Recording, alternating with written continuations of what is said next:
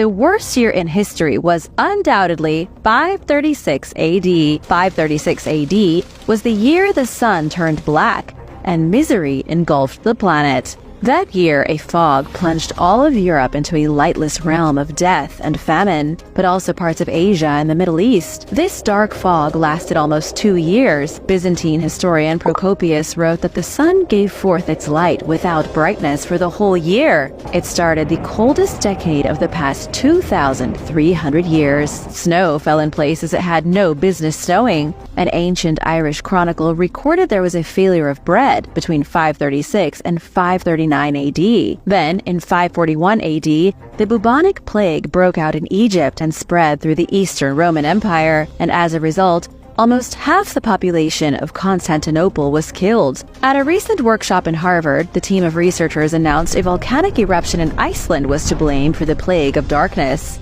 It spewed ash across the northern hemisphere in 536.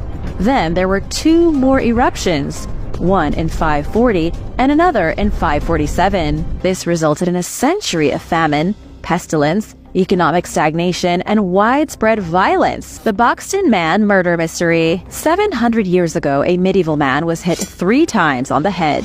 Then his body was dumped into a peat bog.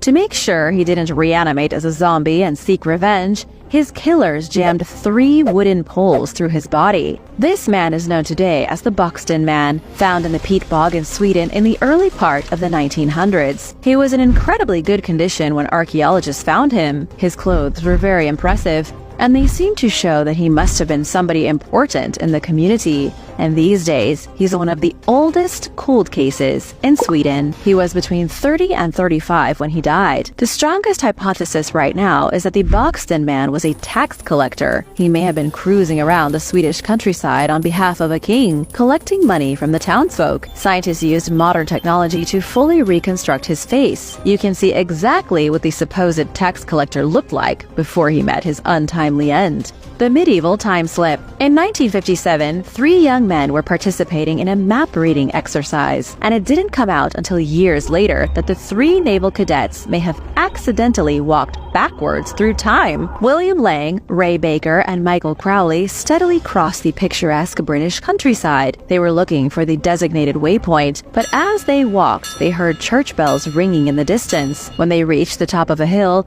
they saw smoke coming out of some chimneys, and beyond the chimneys was a tall church spire. They started to feel extremely strange. When they reached the village, everything was suddenly quiet. The birds had stopped singing, and the church bells had gone still. The autumn trees were no longer orange and yellow. Now they had a bright spring greenery to them. The breeze was dead, and the smoking chimneys weren't there anymore. There weren't any cars or streetlights, and there weren't any people or living creatures within the village. The boys stopped at what looked like a butcher shop and peeked through the window, but all they saw was a skinned oxen covered in cobwebs. They saw through the windows that the homes were empty. They didn't have any furniture and were completely deserted, yet the boys still felt as though they were being watched by invisible eyes every step they took. Then, without warning, the weird feeling was gone. There was suddenly smoke streaming out of the chimneys, and the village was perfectly normal. And decades later, William Lang started doing research on the town of Kersey. He remembered the exact building in which he and his friends saw the dead oxen. William learned the building was a butcher's shop in 1790. But it hadn't been in operation for many years when he and the other 2 peeked through its windows. Historians have suggested they slipped back into the 14th century, which would explain the cobwebs in the butcher shop and the lack of people. The mysterious Picts.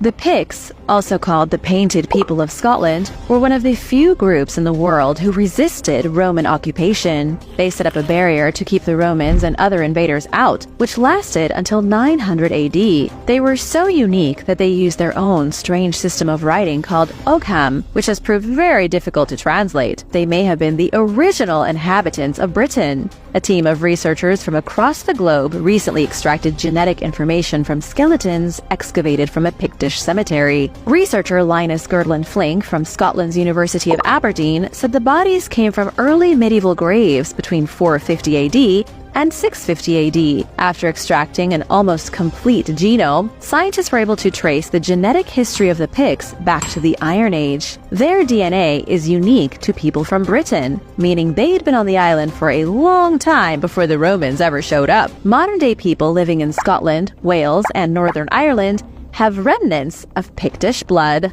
The shady medieval astrologist Simon Forman was born around 1552 in medieval England. He was an astrologer. Astrologers weren't just scientists who studied the stars, they also provided health care and were seen as people with mystical powers. During the medieval days, people believed the movements of the stars and planets directly influenced human life. Simon Forman survived a touch of the plague in 1592, and this helped elevate him to a strong position as a healer. 80,000 of Simon's cases between 1596 and 1603 survived in his notes, and today all these cases can be seen online. Simon frequently tried to seduce his patients. His case notes offer a shocking insight into medieval behavior. He outlined a case in which a man named John Wilkinson had gonorrhea. John had been spreading it to all the married women in his village, and even Simon described him as a filthy person. Then there was the tragic case of Alice Woodward, whose 8 pregnancies resulted in stillbirths. She feared witchcraft. Many of Simon's cases were dismissed as lunatics or people who were sick in the heart, and Simon couldn't help these sorts of people because he assumed they were either influenced by the devil or cursed by a witch.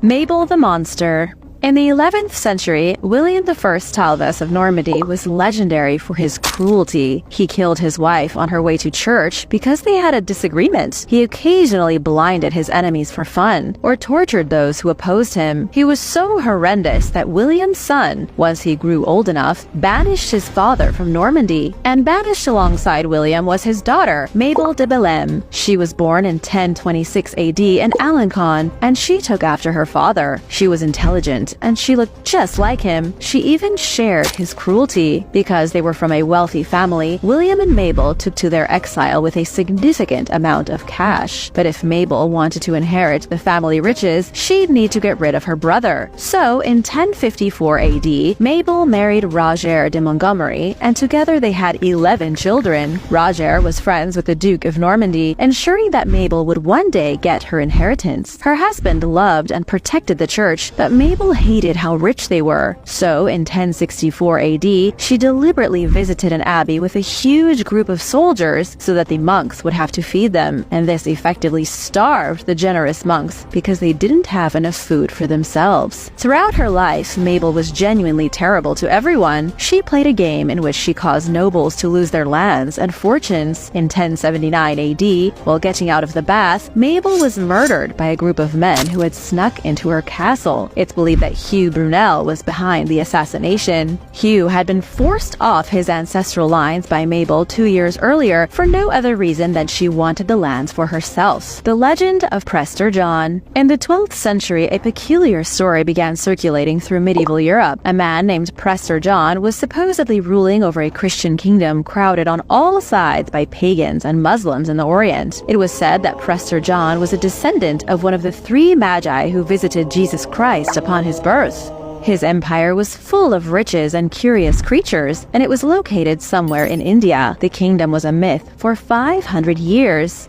Some believed Prester John's magical land was hidden in Central Asia, but Portuguese explorers thought it was in Ethiopia. The land supposedly had rivers of milk and honey. There was no crime, and everyone was peaceful and happy. People who lived there also made herbs that kept evil spirits and negativity away. The legend of Prester John became so popular that hundreds of manuscripts were printed throughout the Middle Ages discussing it. Explorers were so excited to discover the land of honey rivers that they went on wild expeditions to Africa and Asia. It was the beginning of an age of discovery. Prester John had supposedly sent letters to the rulers of all Christian kingdoms explaining his position. This was how the whole thing started, but the letters can't be traced back to a specific source. Some say it was Bishop Otto of Freising who spread the story originally, likely from a rumor he heard in Syria. By the 13th century, everyone was talking about Prester John's kingdom. In 1221 AD, during the Fifth Crusade, the Bishop of Acre Accra began spreading a rumor that he'd found a Christian champion named King David. He believed King David was the grandson of Prester John and that he rode forth from the secret kingdom's lands in Asia. But in truth, the Bishop of Accra had found Genghis Khan. Genghis did destroy the armies of the Muslim Empire in Persia, but then he turned his golden horde on European Christians. Europeans continued to search for the mysterious land of Prester John up until the 17th century, when it became apparent that no such land had ever existed.